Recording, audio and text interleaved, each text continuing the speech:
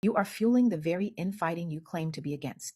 Your refusal to listen, choosing instead to deflect and police Black people's justified reactions, creates further division. My first encounter with you is through this video, which chastises Black people for being upset that we are hated. That alone tells me where your priorities lie. This attempt to silence a valid response does nothing to address the systemic harm we endure.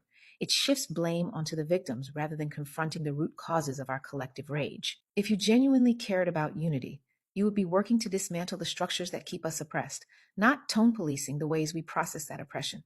Let's not pretend we don't see where this is heading.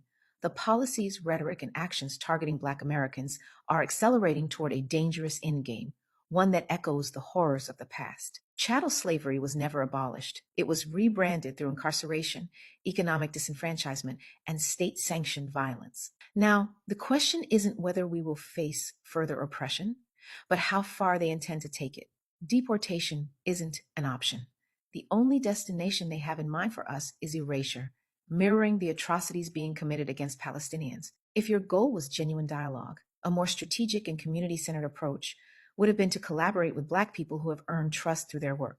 People like the Leopard Lady, Sun Michaud, JJ, Bishop William Barber II, and many others. These individuals have already built spaces for nuanced, informed discussions without betraying or gaslighting their people. Instead of presenting your perspective in isolation, why not engage in meaningful dialogue with those who can challenge, refine, and hold you accountable?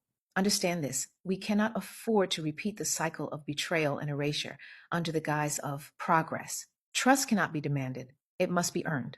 If unity is the goal, then accountability must come first. That means acknowledging the harm done, engaging in honest conversations without defensiveness, and demonstrating through action, not just words, that you are committed to Black liberation, not just social capital. So here's the challenge. Instead of shutting down dissent, engage with it.